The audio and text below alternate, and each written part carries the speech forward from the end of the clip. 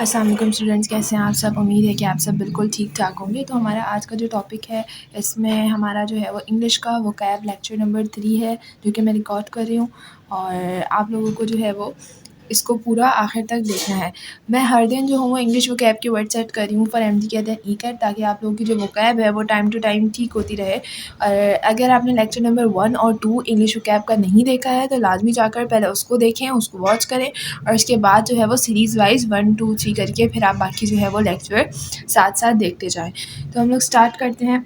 Start करने से पहले सबसे पहले हमारी जो वीडियो है उसको लाइक कर दें और चैनल मेडिको बाय हानी को जाकर सब्सक्राइब करें, ताकि एमडी कैट और ई-कैट के हवाले से जो भी इंफॉर्मेटिव वीडियोस और जो भी टॉपिक वाइज हम लोग जो है वो अपलोड करते जा रहे हैं सारी सीरीज़, तो आप लोग को वो सब कुछ जो है वो मौसूल होता रहे। तो हम लोग स्टार्ट करते हैं। सबसे पहले अगर जो है वो हमारे पास कोई एक दिन होता है, पूरे कैलेंडर में कोई एक दिन होता है, तो उसको हम कहते हैं डे। इसी तरीके से अगर पूरे कैलेंडर में 7 दिन होते हैं, 7 डेज़, तो उसको हम कंबाइन वर्ड देते हैं विच इज़ वीक। ठीक है। उसके बाद अगर कोई 2 वीक्स होते हैं ना, जैसे फॉर एग्जांपल कि 7 days and 7 days plus 14 days, ठीक है ना। अगर हमारे पास 14 डेज़ होते हैं या फिर कोई भी 2 वीक्स की बात करना चाह रहा है, वो उसको 2 वीक्स कहेगा, ठीक है। या फिर अगर आप यूके की बात कर रहे हैं तो यूके में उसको क्या कहा जाता है, फोर्टनाइट। यूके में 2 वीक्स को कहा जाता है फोर्टनाइट। इस चीज़ को अपने ध्यान में रखिएगा। और अगर पूरे मंथ की बात हो रही है जिसमें 30 या फिर 31 डेज़ होते हैं, तो उसको कहा जाता है मंथ, ठीक है। इसी तरीके से अगर सिर्फ सैटरडे संडे की बात की जा रही है, यानी कि पूरे मंथ में सिर्फ सैटरडे संडे की बात हो रही है, तो उसको हम कहते हैं वीकेंड। वीकेंड। अगर पूरे साल की बात की जा रही है, यानी कि 12 महीनों की बात की जा रही है, तो उसको हम कहते हैं ईयर। अगर 10 साल की बात की जा रही है 1990 से फॉर एग्जांपल, तो अगर हमारे पास 10 साल की बात की जा रही है तो उसको हम कहते हैं डिकेड। अगर 100 ईयर्स की बात की जा रही है, 100 ईयर्स की एक साथ बात बताई जा रही है कि भाई 100 साल पहले होता तो हम उसको कहेंगे सेंचुरी। इसी तरीके से अगर हमें कोई बात कही जा रही होगी 1000 ईयर बिफोर, ठीक है ना, 1000 ईयर पहले हमें कोई बात बताई जा रही होगी कि भाई 1000 साल पहले ये होता था, तो उसको हम कहते हैं मिलीनियम। मिलीनियम, ठीक है। ये वोकैब वर्ड्स आपने जो है वो अपने जहन में रखना है, याद रखना है। उसके बाद हम लोग थोड़े कॉमन वर्ड्स पे आ जाते हैं जो सबको पता है। Monday, Tuesday, Wednesday, Thursday, Friday, Saturday and Sunday, these are our week days. उसके बाद जनवरी, फरवरी, मार्च, अप्रैल, मई, जून, जुलाई, अगस्त, सितंबर, अक्टूबर, नवंबर, दिसंबर एंड उसके बाद हम लोग आ जाते हैं सीजन्स एंड फ्रीक्वेंसी पर, ठीक है। अच्छा, फिर इसमें क्या है हमारे पास, जैसे अगर दिन है, सूरज निकला हुआ है तो डे, चांद आ गया है, सूरज चला गया है तो नाइट। अच्छा, अब इसी तरीके से हम सुबह को क्या कहते हैं, मॉर्निंग, फिर दोपहर को आफ्टरनून और शाम को इवनिंग, ठीक है ना। ये हमारे पास कुछ कॉमन फ्रेजेस हैं जिनको हम यूज़ करते हैं, कॉमन वर्ड्स हैं। उसके बाद जैसे पतझड़ का मौसम आ जाता है स्प्रिंग, फिर गर्मियों का मौसम समर और फॉल।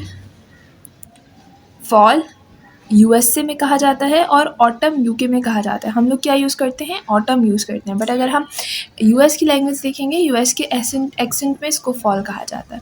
फिर हमारे पास आता है विंटर, सर्दियाँ। अब थोड़ी टाइम की बात कर लेते हैं। मिनट में कितने सेकंड होते हैं, 60 सेकंड्स होते हैं। आर यानी कि 60 मिनट। अगर हमें किसी भी चीज़ को किए हुए 60 मिनट हो गए तो हम कहेंगे हमें 1 घंटा हो गया, ठीक है। वंस अ वीक, हफ्ते में 1 दफ़ा। ट्वाइस अ वीक, हफ्ते में 2 दफ़ा। 3 टाइम्स अ वीक, हफ्ते में 3 दफ़ा। एवरी डे, हर दिन। एवरी अदर डे, एक दिन छोड़ के एक दिन। अगर आप कहेंगे कि मैं हर एक दिन छोड़ के एक दिन ये काम करता हूँ, हर एक दिन छोड़ के एक दिन पढ़ाई करता हूँ, तो आप कहेंगे एवरी अदर डे, ठीक है। आर्ली, घंटे के हिसाब से, हर घंटे। डेली, हर दिन। वीकली, हर हफ्ते। मंथली, हर मंथ, ठीक है। उसके बाद हम लोग आ जाते हैं इस तरीके से, अगर हमारे पास कोई चीज़ फुली फिल्ड है उसको हम कहेंगे ऑलवेज, भाई ये काम हमेशा होता है। अगर कोई चीज़ फुली फिल्ड है, बस उसका 1/4 सा हिस्सा रहता है, तो हम कहेंगे यूजुअली ये काम होता है, बट कभी कभी नहीं भी होता। अगर हम बात करेंगे कभी होता है कभी नहीं होता, तो उसको हम कहेंगे ऑफन, यानी 50-50 है। अगर कोई काम होता ही नहीं है और कभी हो जाता है तो हम इसको कहते हैं समटाइम्स, ज़्यादा नहीं, समटाइम्स। और अगर कोई काम बिल्कुल नहीं होता तो हम इसको कहेंगे नेवर, ठीक है। इसी तरीके से आप कुछ डेली रूटीन के वर्ड्स हैं हमारे पास। अलार्म गोज़ ऑफ, अलार्म बजना शुरू हो जाता है उसको हम क्या कहते हैं, अलार्म गोज़ ऑफ। फिर है to wake up. To wake up का मतलब होता है उठ जाना, और टू गेट अप मतलब बेड छोड़ के उठ जाना। अगर हम बात करते हैं सिर्फ उठ गए हैं लेकिन अभी मतलब बेड से नहीं उठे हैं, तो हम उसको कहेंगे वेक अप। और अगर हम बेड से उठ गए हैं तो हम कहेंगे to get up. To take या have a shower. To take a shower या हैव अ शावर दोनों वर्ड्स यूज़ किए जा सकते हैं नहाने के लिए। To take a bath, have a bath. To put put on makeup, to put on makeup यानी कि मेकअप कर लो। टू हैव शेव, शेव कर लो। टू वॉश योर हेयर, अपने बाल धो दो। टू ड्राई योर हेयर, अपने बाल सुखा लो। टू आयरन अ शर्ट, अपनी शर्ट प्रेस करो। ये सारे कॉमन रूटीन के वर्ड्स हैं। टू गेट ड्रेस्ड, कपड़े पहनना। टू ब्रश योर टीथ, दांतों को ब्रश करना। टू वॉश योर फेस, मुंह धोना। टू ब्रश योर हेयर, अपने बाल ब्रश करना। To make the bed, bed सही करना यानी उसकी चादर वगैरह। टू हैव ब्रेकफास्ट या फिर ईट ब्रेकफास्ट, दोनों चीज़ें हम कह सकते हैं, ठीक है। To do the house work, अपना घर का काम करना। टू लीव द हाउस, घर छोड़ के चले जाना। To go to work, work पे जाना। To go to school, school जाना। टू कैच द ट्रेन, क्या मतलब टू कैच द ट्रेन, अपनी जो बस है, अपनी जो ट्रेन है उसको पकड़ना। टू कैच द बस, अपनी बस को पकड़ना।